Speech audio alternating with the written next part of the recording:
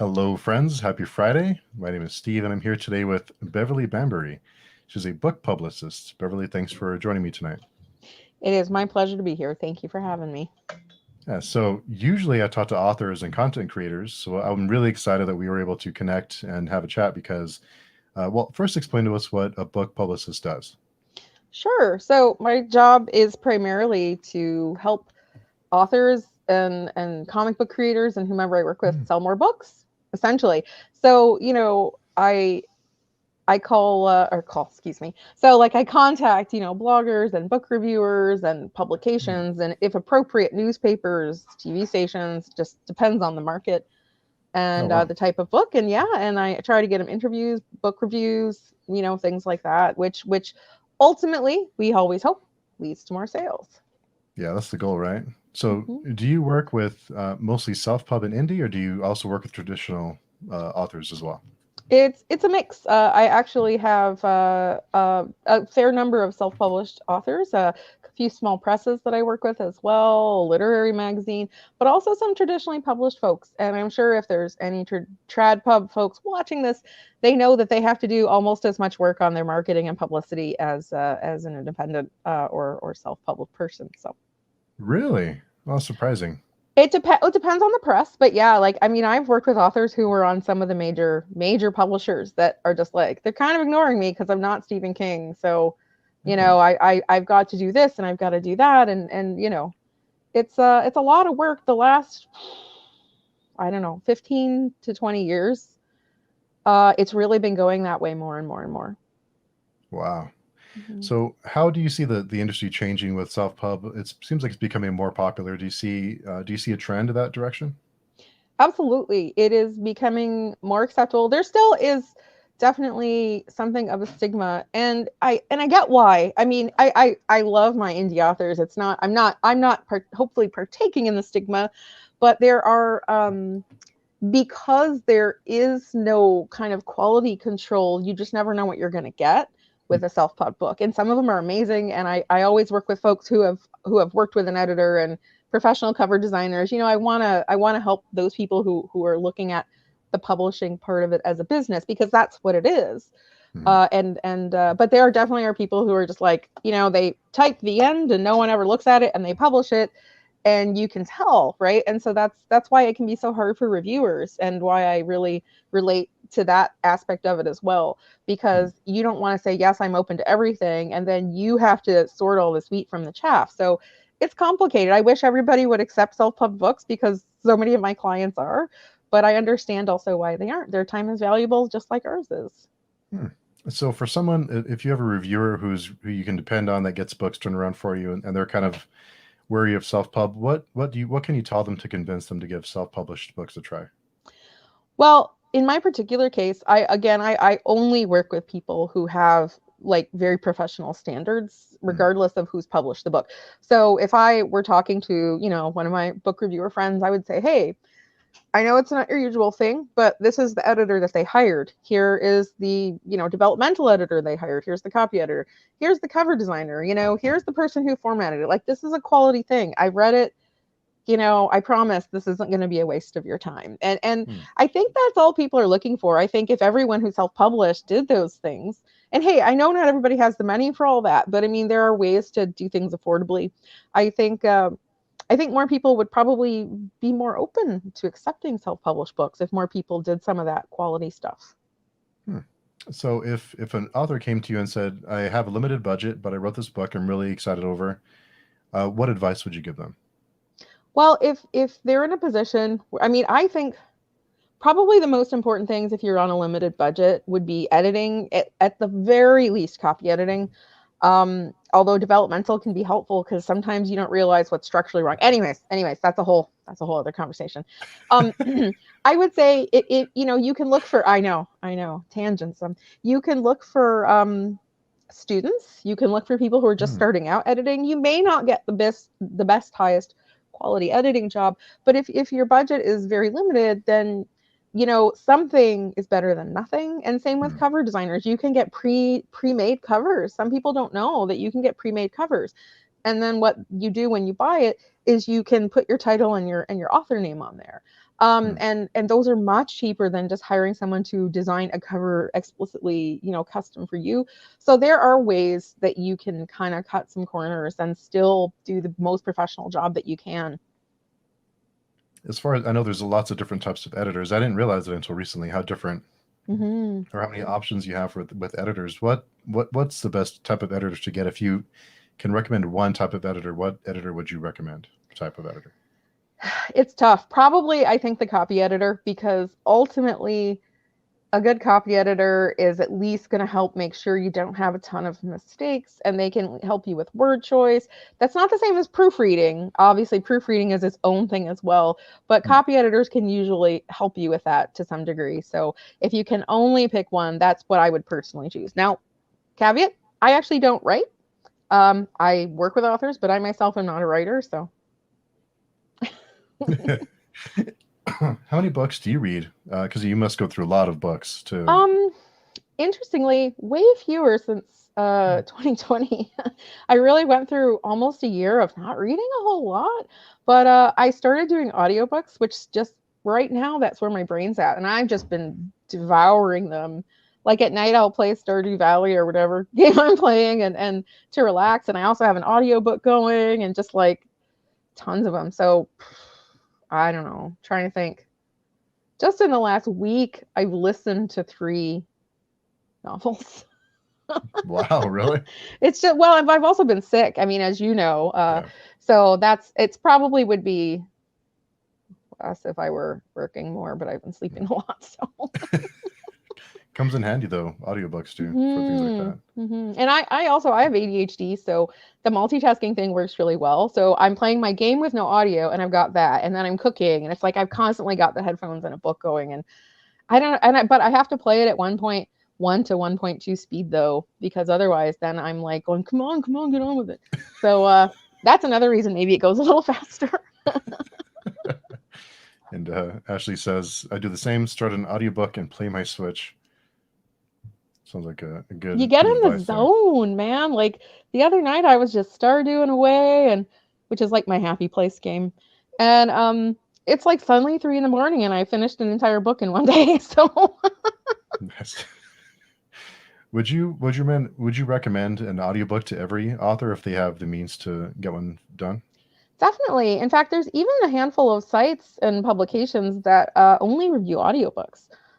So you get that review that focuses not just on the content of your book, but on like the narrator and production quality.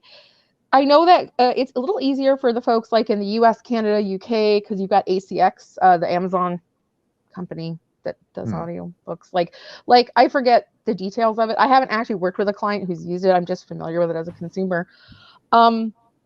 But if you ever have the chance to put one together, I do recommend it, because plenty of people use them. Right now, I'm probably 60% of the books I'm personally reading are audio right now.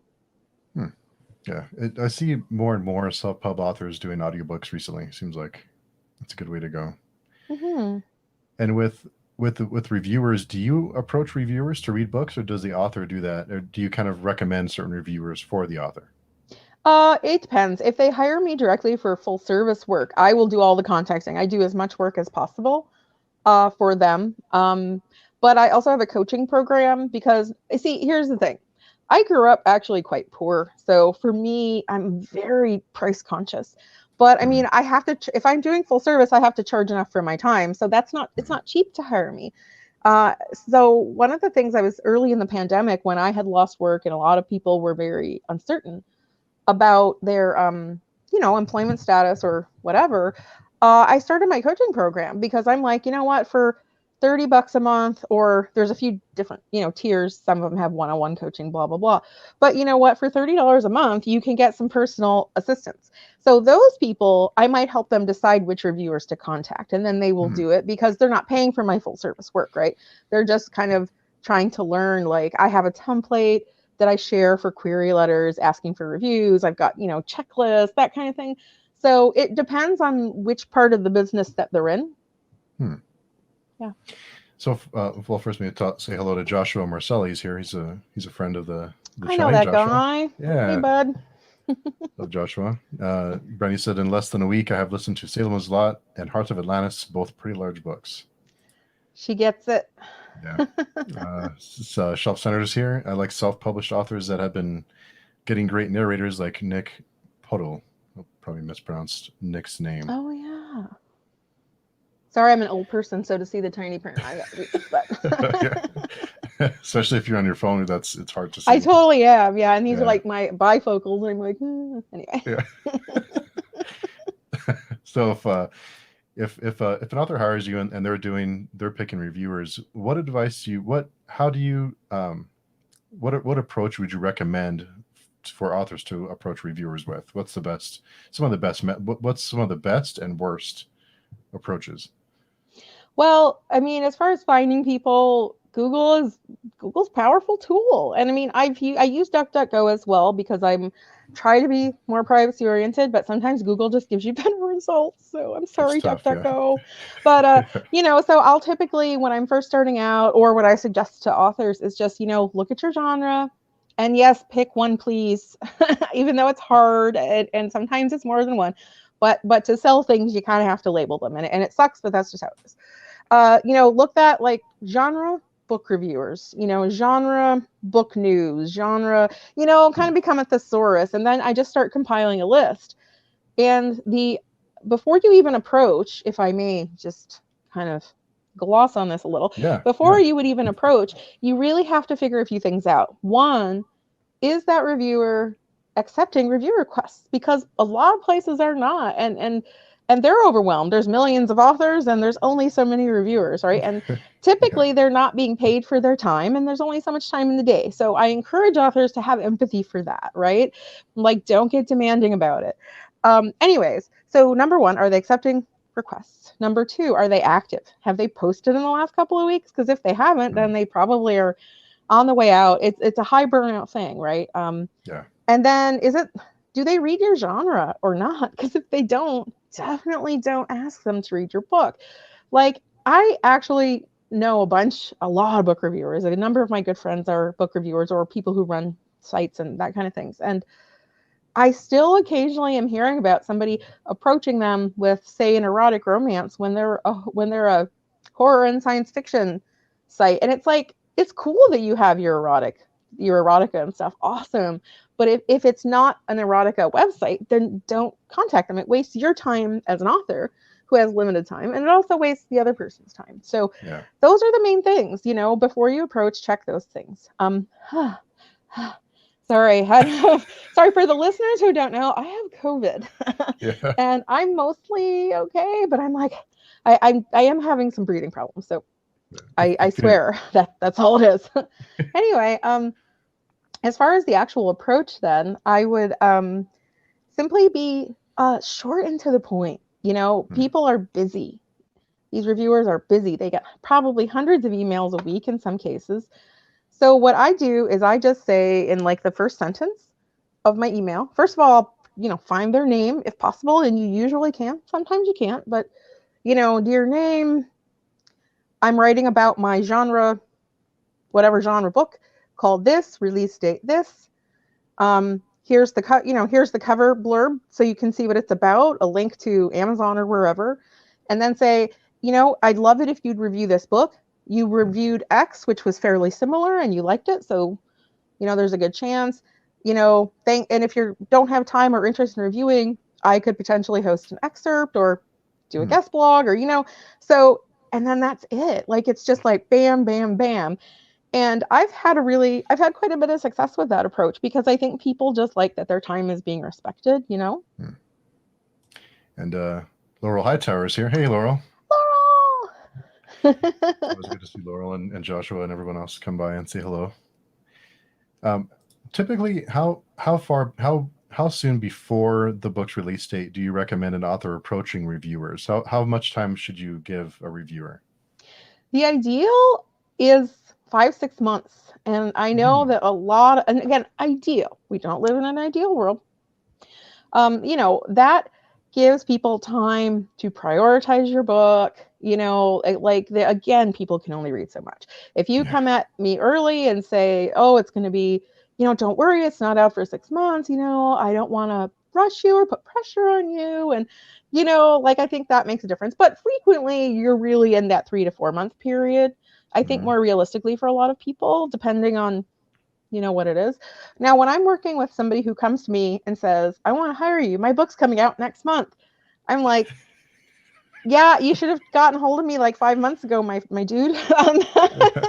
So I've actually had several people push their release date out further so that they can work with me, because my advice to the self-published folks in particular, don't be in a rush.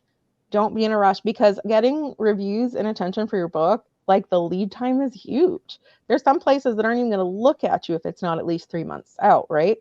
Like, indie folks can submit their books to Publishers Weekly, for just as an example, but you need like minimum 3 months, preferably more. So, taking your time with this process is actually, I think is really important.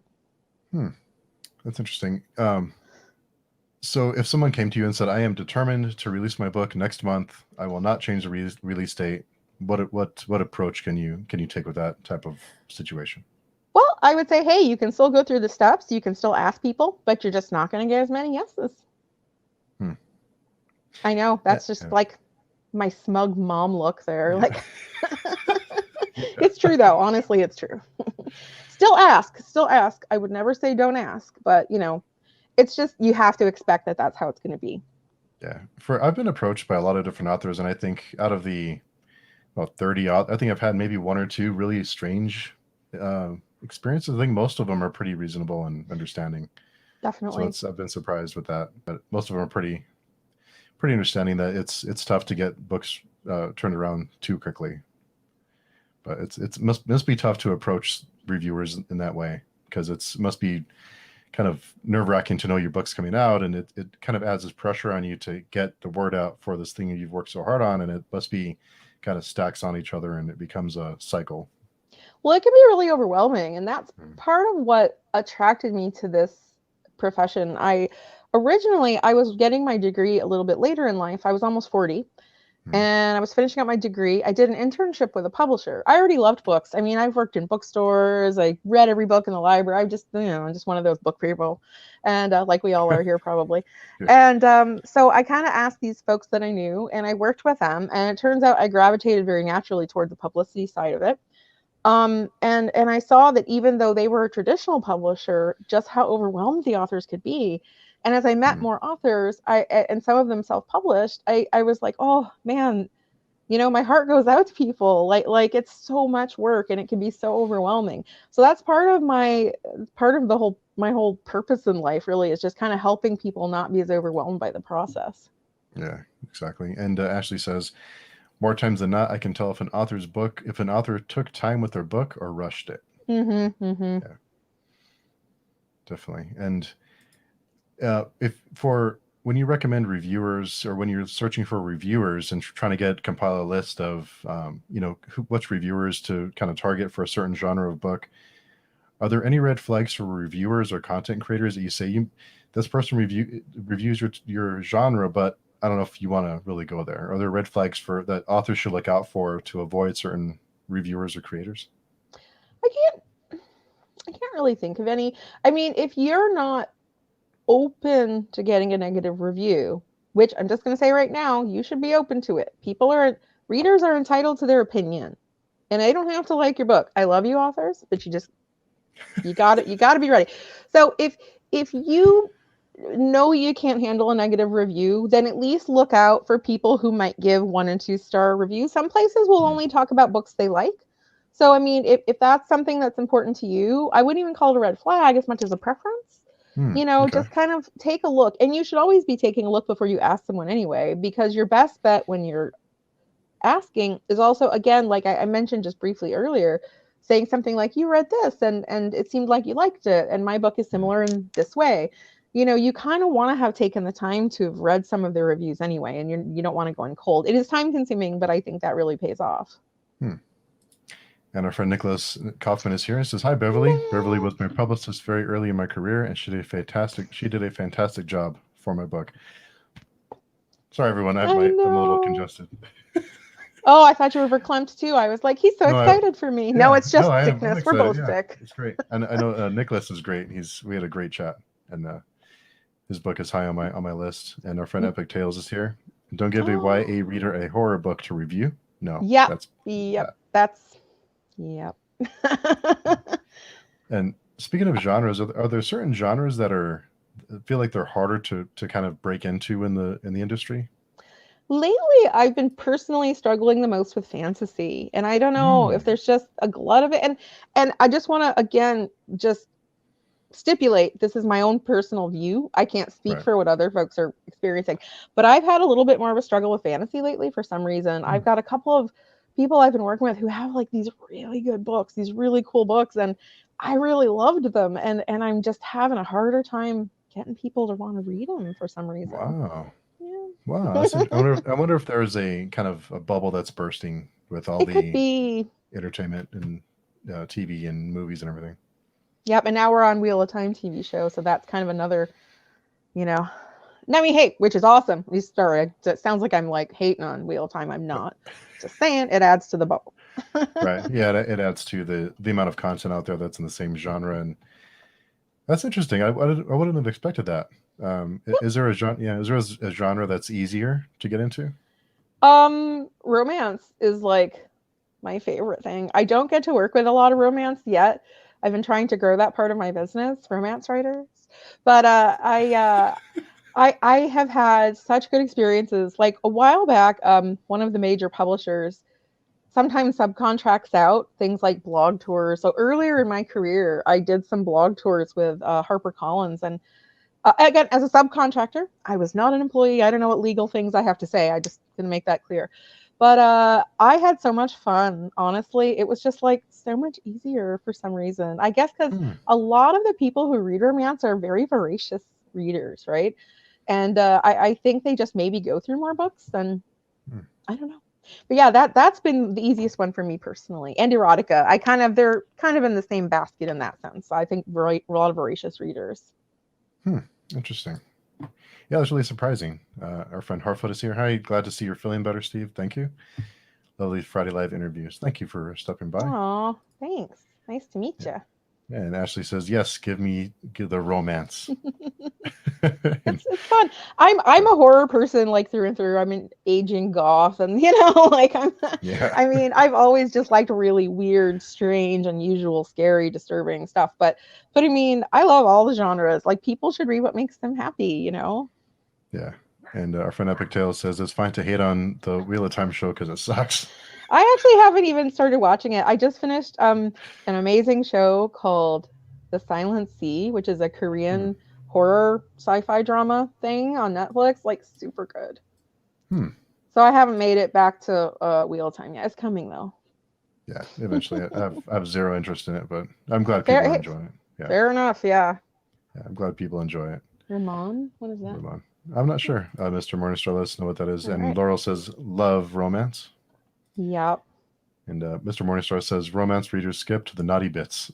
When it's funny you say that because when I was working in the bookstores, I would sometimes when I was shelving, and I'd be like,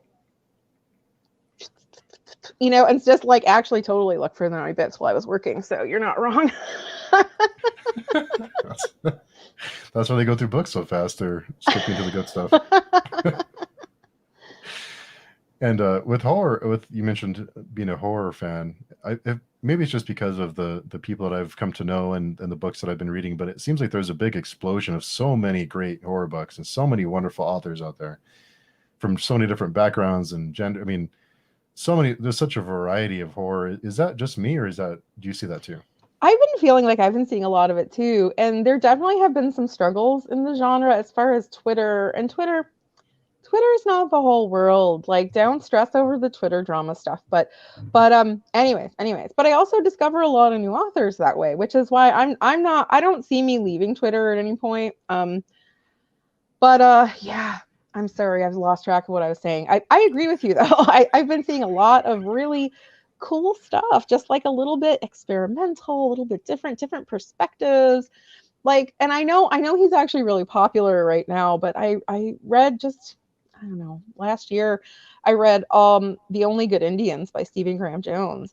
And I mean, I know very little about indigenous life. I mean, I'm a half Jewish white person from Florida. Like, so for me, it was like I loved reading this, not only because it was just this creeping dread and this really slow burn, which I like, but I was also just, I felt like I was expanding my knowledge of a different culture that we live alongside, and I love doing that. And I love how popular that book has gotten, and his other books have gotten, because it's about time. I mean, people need to read something that's by people who are different from themselves, I think.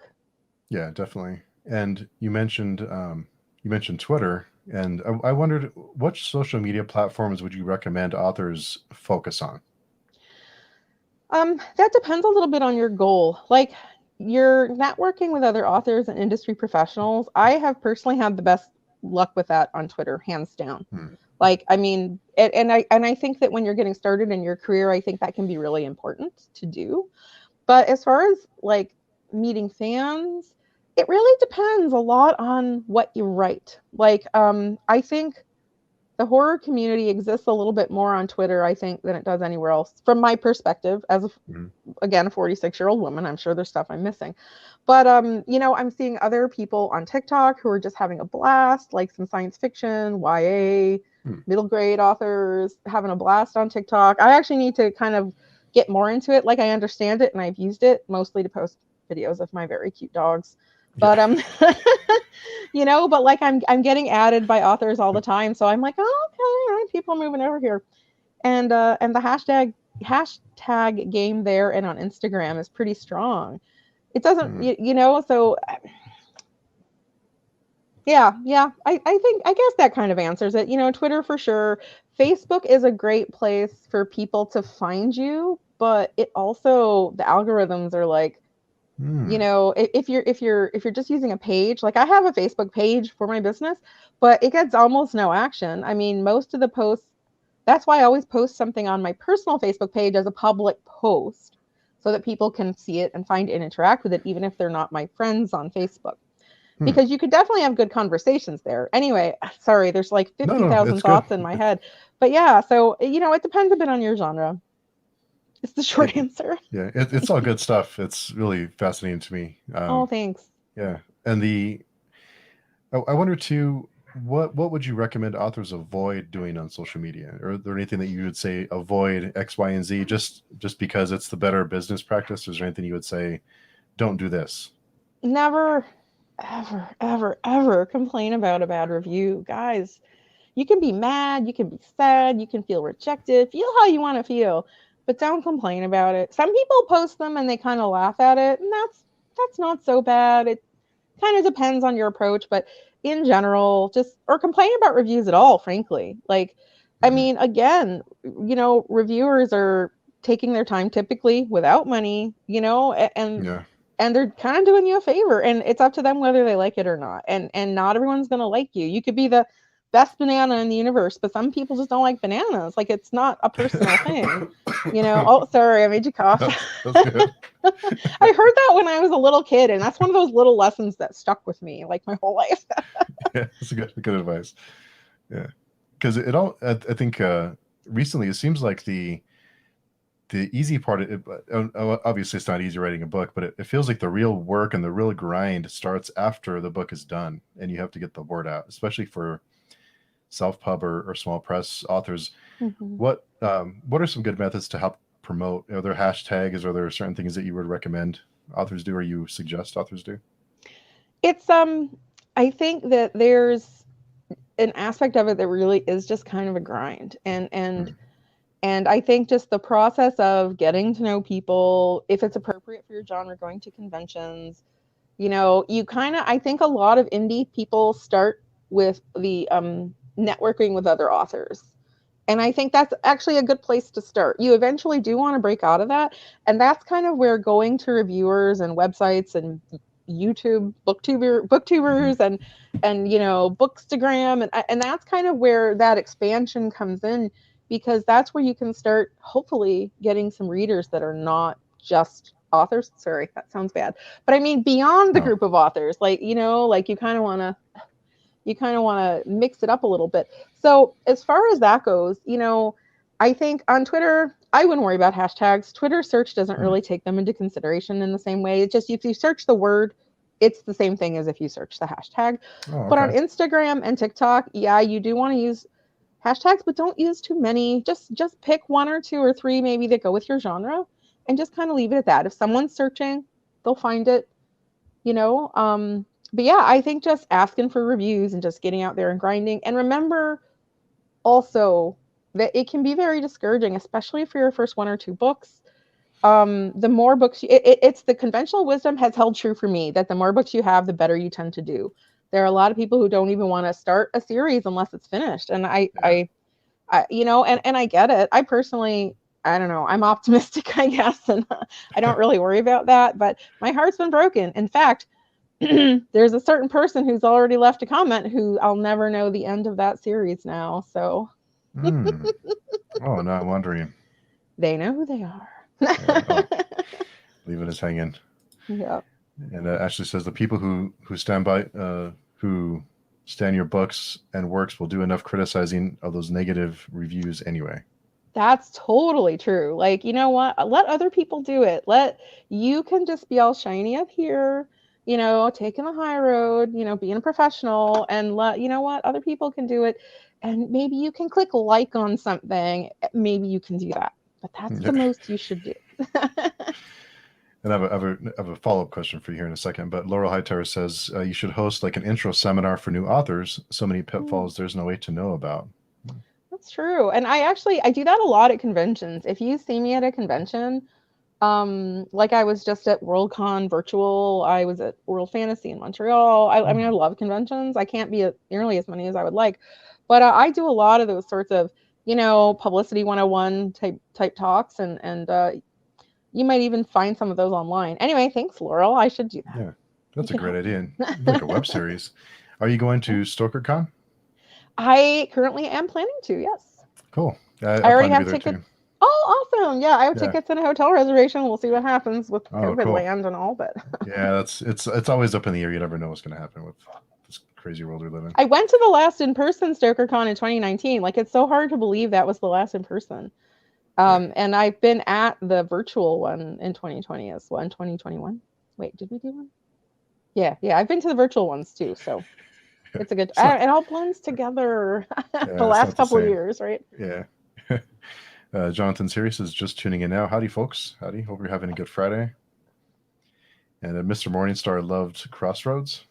She is the author of Crossroads, which is a wonderful book. It's great. One of my top 10. Joshua says Beverly has so much good advice. I wish I had heard last year when I was starting out. Aww. I still have a lot to learn. Join my coaching program, Marcella. You'll learn everything. Yeah. And Laurel says, right, some things you can only learn through experience and time. That's very true. And I mean, that's just it. Like, I've been doing this for 10 years. Literally this month, I've been doing this for 10 years now. And I think back to some of the early things I did, and I'm just like I'm so impressed Nick Kaufman still likes me, like, honestly. Because I was pretty early, and I don't think I was as good at it as I am now. So I really appreciate his vote of confidence there. Oh, wow. And I'm not sure how much experience you have with this, but with paid advertisements on social media like Twitter and Facebook, you can promote, or I forget what they call it. You can pay a certain amount to boost your content. Is that worth the time and money? It depends. Usually, no, in my opinion. Like, I haven't really had a lot of good experience with that, except for nonfiction. Nonfiction's different, although I do mostly work with fiction. And I would imagine most of the folks watching this probably are fiction writers, just given what you do, Steve. But yeah, I would approach that with caution. I mean, I think experiment a little bit with it and play around with it if you've got the budget for it. But if you don't stress about it, because I think when people are just scrolling through social media, you know, like, as you can see, I'm doing the thumb motion, which is completely unnecessary. But when people are doing that, I think an ad may catch their eye, but you have to see an ad sometimes as much as 5 to 10 times before you even will click on it. So that's how much money you're going to be spending, because you need this repetition. like, just for example, I've bought stuff off Facebook. It's easier with regular products. I think a book takes so many hours of commitment that it can be a little harder to sell than, say, a curl cream or something, But I mean, I bought some products off Facebook. It's when I have seen the ad a bunch of times and I start getting curious, and I might click on it and go, yeah, I don't want to spend the money right now. And then another 3 times I see it and I'm like, I think I'm going to take a chance. And that's the same process. So you do need a large budget if you're going to do ads. That's the only downside. That's interesting. And with all the different review sites, is there one or another that holds more, I guess is more important, or holds more weight than others as far as getting the word out for authors? Is one more important than another? It depends. It completely depends on your genre. I mean, there's big ones in every genre. Like Tor.com is obviously huge for science fiction, and Macmillan, yes, Macmillan, and like their family of websites. There's other ones for like crime and mystery and romance, and so I mean, those are often really good ones. You've got Ginger Nuts of Horror for horror, that's very popular. Anything. And let me back up a little bit. It's not about how many social media followers they have, because I have looked at some places that have somehow 20, 30,000 followers on Twitter, but they get no interaction on their posts. Yeah. And, maybe they bought followers, maybe, so don't look at that. I would say look at who's having interaction. Look at if you go on Tor.com, there's usually a bunch of comments on the post. Like you can see they're getting engagement, and their tweets get engagement, and their Facebook posts, get engagement. So look for that, because somebody could be small and just have maybe 100 or 200 followers. But if those people are very engaged and enthusiastic, that's awesome. So I'd say look to the big ones, look to the longer shots, do it, ask, because if you don't ask, you definitely get a no, right? But also just look for smaller folks that have an engaged audience. That's a lot of fun. Yeah, it is. And so hashtags aren't that big of a deal on most social media platforms. I wondered about that. I don't really think so. Again, use them, but don't obsess and stress.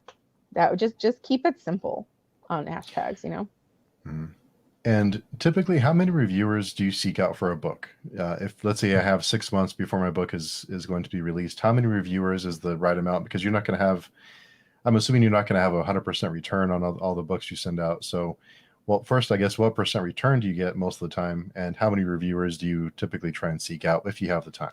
Sure. I mean, it depends, because I personally charge for full service publicity work with a formula that essentially depends on the number of people that I contact. So I'd say an average of what people hire me for is 25 to 35 people.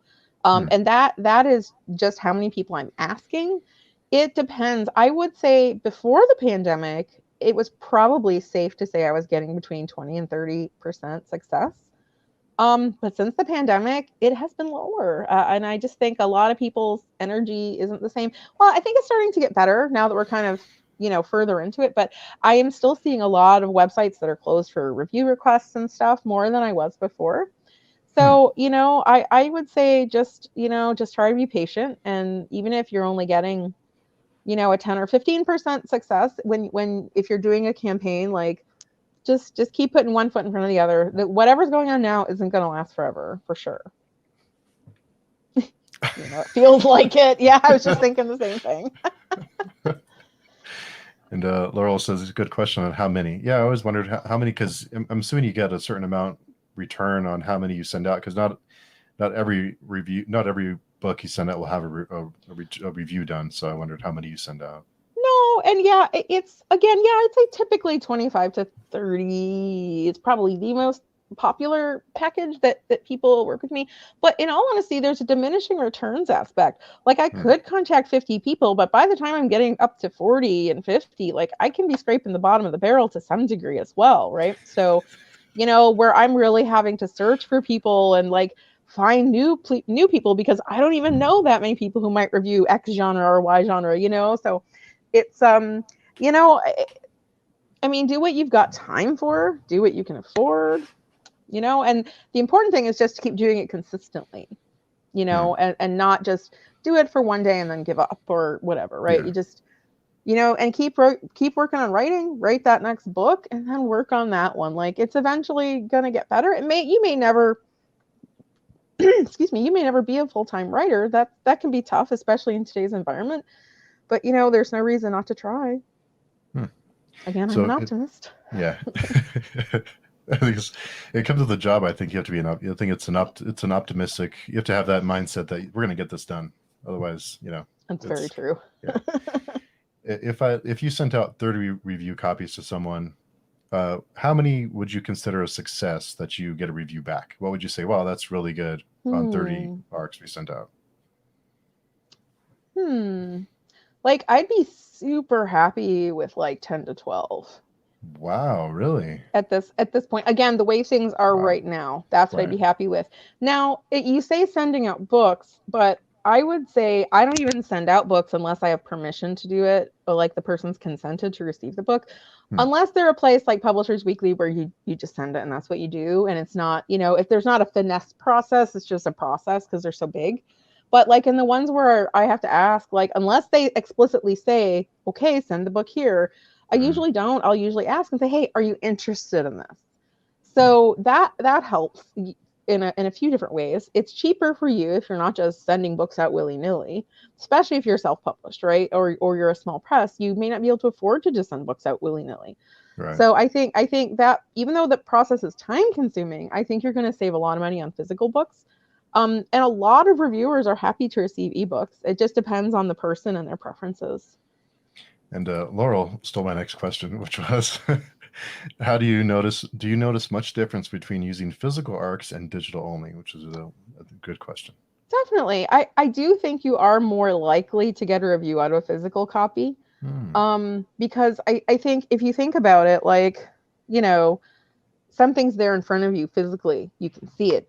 It's just going to keep poking you mentally, right? The literal, I've got a pile of books going right here, the literal TBR. And sometimes when you don't see it, it can be a little out of sight, out of mind. But, again, it somewhat does still depend on the reviewer. I know several people who actually prefer ebooks. So, if that's their preference, then you want to work with their preference. But in general, I do tend to see better results with a physical copy most of the time. Yeah, it's interesting you say that, because sometimes I'll buy an ebook that I really want to read, and then I forget that I bought it because it's just on the Kindle somewhere, and I forget that it's there. Right, exactly. Yeah, that's really interesting. And is there, with shipping costs higher, I guess is there a number you would recommend of sending out physical copies? Is there like a limit? Say this is okay, you're not going to get enough return for this money spent with shipping and everything else, the trouble all the time. That depends a little bit on you and your budget. So I would say definitely don't send more than you can afford. Okay. Right. Like don't put yourself in the hole for this too much. Okay. But that said, I mean, one of the bigger releases I worked on last year, 2020, anyways, recently, we sent out about 30 physical copies and we got about 10 reviews in return. So the author was not that happy with it, but these also were cases where we just had an address and we sent it, so we were not always seeking to find out if they were interested. I personally thought it wasn't bad considering how many people we didn't even ask and we just sent the book to. So I guess some of this is going to be your own perspective and what you can afford and that kind of thing. But I think 10 reviews is pretty good for a small press like book, when you aren't necessarily a known person. Like, yeah, I thought it was pretty good. Yeah, I've had a couple emails pop in my inbox. It's like, hey, would you be interested in reading this book? And it's like, thank you for the offer, but I can't get it out in time, and I really appreciate it. And they're like, no problem, we'll send you the book. It's like, it's okay. Don't do that, guys. Yeah, I just got an ebook in my inbox. Like, well, okay, I guess, but yeah. Can't get to it. And I wondered, is Netgalley worth? Because I didn't know this until recently, until talking with T.S. Beyer. She's an author that has a book called Escaping First Contact. But we had a conversation like this, and I didn't know this until I talked to her. But there's a cost of entry into using a site like Netgalley. Is Netgalley worth? Netgalley and Edelweiss, I think, are both quite good. But again, this is so dependent on your budget. Like some people can afford it easily. It's not a big deal. You know, some people it would be a hardship, right? Now there are some groups, oh, of course, I'm blanking. You know, like I think SFWA has and Broad Universe, and I'm sure other groups do.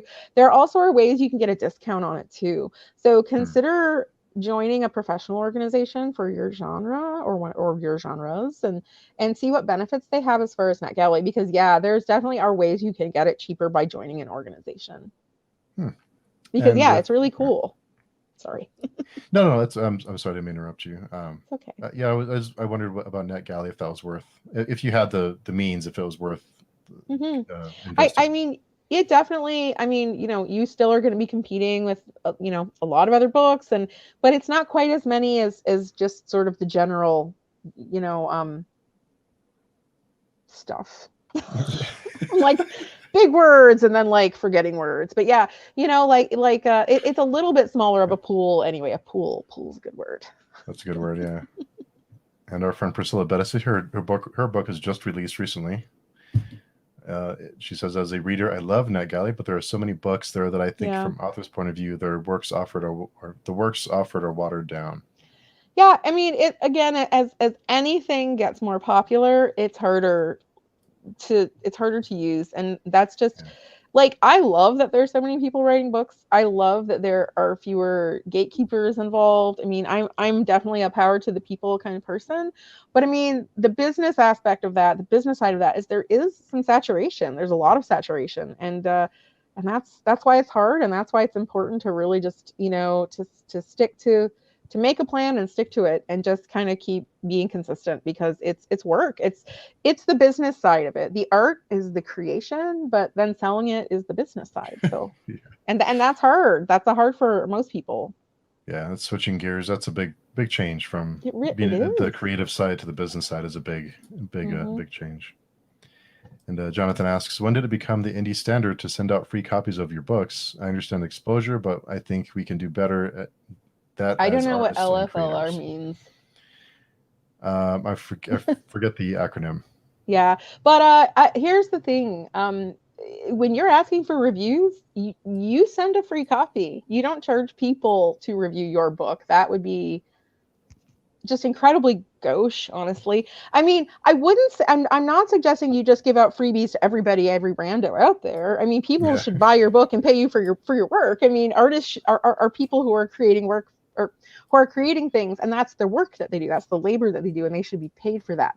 But if you're asking people for reviews, sort of like, think of it like giving out samples at the grocery store. Like if you're in Costco and the lady's got the little cheese crunchies, they're not like, oh, $5 or you can't try the cheese crunchies, right? Like, you know, they're giving you a sample because what they're hoping you're going to do is you're going to like it, maybe buy it, maybe tell your friends about it. You know what I mean? It's a similar process. So Jonathan, Jonathan, I apologize if I've misunderstood. I just want to be clear that, like, you know, if it's reviews that you want to charge people to read your book for reviews, I would say stop doing that. But everyone else needs to pay you for your book. Yeah, definitely. And I missed Priscilla's book comes out Monday the 10th, The Hay Bale. Ah, nice. Congrats, Priscilla. Yeah. It's a novelette. Nice. I'm excited to read it. Yeah, I have it pre-ordered from Amazon. I'll leave the link down below after so everybody can check it out. So Beverly, I want to thank you for coming by. I know you're not feeling well and it's hard to speak. And I'm actually getting worse too. I feel like I'm starting to run a fever, so this is a good time. Yeah. I don't want to put you. Yeah, it's been a lot of fun. So it's been fun. Yeah, I really appreciate it, and I'm so happy that we've had an audience that's engaged with us, and it's been a really fun talk. So, thank you so much. Yeah, it's been a blast, and I think it's so great. I know I mentioned this earlier, but it's so great to have a different perspective and a different on the industry and how this whole business side works, because you don't think of it when you're writing a book as I'm going to write a book and everyone's going to love it. Well, there's a lot more work involved than just writing the book, unfortunately. Absolutely. And hey, you know, there's people who can help you with that. Like I'm one of them. There's lots of us, you know, just make sure you pick somebody that you like to work with if you're doing it, you know. Yeah. And speaking of your work, how can people get in touch with you if they want to get to talk to you about services? Well, thankfully, I am the only Beverly Bambury that I'm aware of. So Googling me will do you a lot of good. I'm easy to find. My website's just beverlybambury.com. I do my coaching program, my affordable coaching program on Patreon. Again, if you just search my name on there, easy to find. I'm on Twitter, Instagram. I'm on everywhere. I'm a very social person. So Awesome. And I will leave all your links in the description when we're done here. I'll be sure and add all those so people can contact you and get your services, because I think it'd be really, really important to help, and especially new authors. There's so much to know. I'm sure we just scratched the surface. So oh, absolutely. I could talk about this sort of stuff for hours, honestly. yeah, it's really, really interesting. So thank you again for sharing your knowledge with us and telling us about what you do. It's really great. So thanks again. Thank you for having me. Have a great night. Yeah. Thanks, everybody.